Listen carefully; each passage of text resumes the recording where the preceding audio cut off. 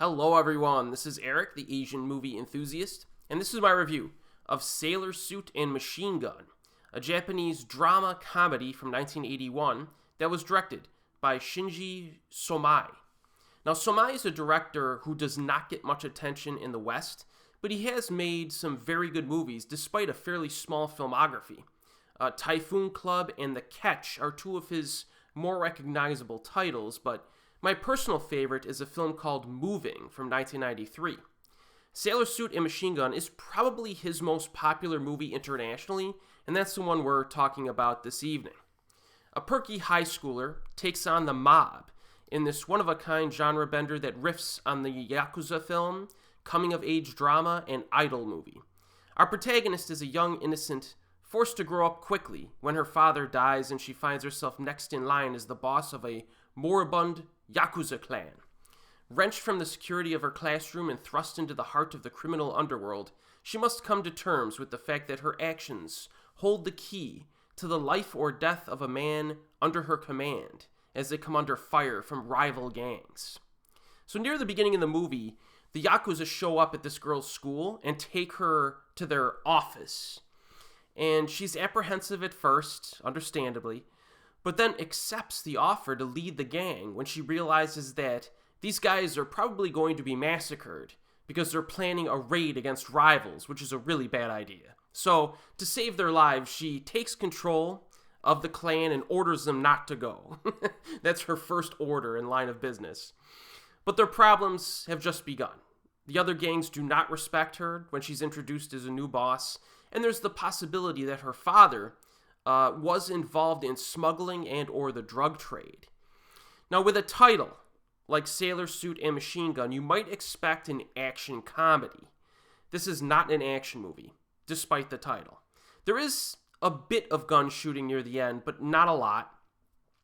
This is also not an over-the-top comedy, with jokes getting thrown at you all the time. It's more of like a satirical drama that has a more laid-back feel and takes itself seriously enough, despite the absurd premise.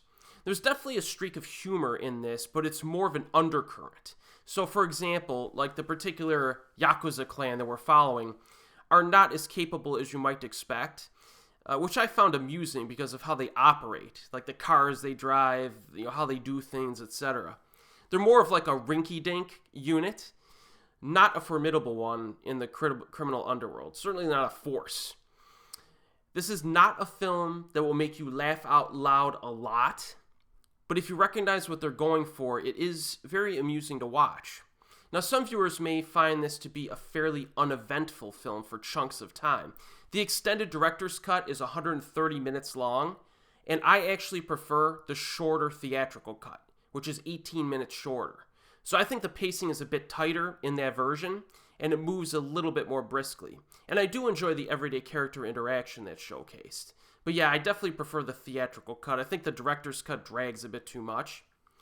There are scenes that just kind of show the gang hanging out together. At one point, they redesign their office to be more girly and comfortable for our protagonist. And then there's a biker gang joyride scene set at night, which was apparently a pain in the butt to shoot for the filmmakers. And one of the more memorable scenes involves a large crane where they dump our protagonist into wet cement. So there are some memorable stuff in this. Now, I do think that this movie could have accentuated some scenes a little bit more. Like, for example, the final confrontation does kind of feel like an anticlimax in some sense, despite contributing one moment that was apparently very popular in Japanese culture during the 1980s.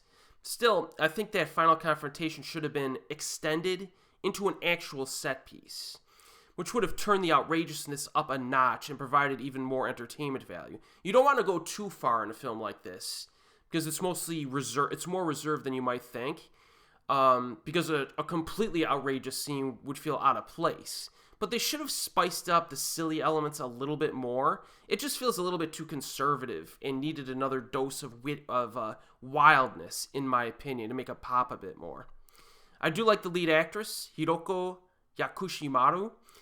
She could definitely hold the screen well, and viewers will recognize a few of the supporting actors as well. This is also directed very nicely. The biggest observation I made when rewatching this at least in regard to direction and editing, is that Somai gives every scene time to breathe, with longer takes and less editing during dialogue. It's so nice to watch a movie like this that doesn't have an edit like every other second, like a lot of contemporary modern films. And you could tell this guy is a talented director. Some of the locations are neat as well. Like the decrepit stone structure has like a giant white cross in the back of it. There are also a few nice shots of the sea later in the movie. So yeah, the direction here is pretty impressive.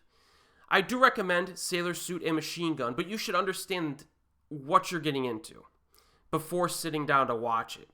From what I remember of the other films I've seen from this guy, I do prefer some of the director's other films to this one, but it's certainly worth a watch. It's currently available streaming and on Blu-ray. Hopefully we could get a few more of Somai's movies on Blu-ray in the future. And as always, we will see you next time.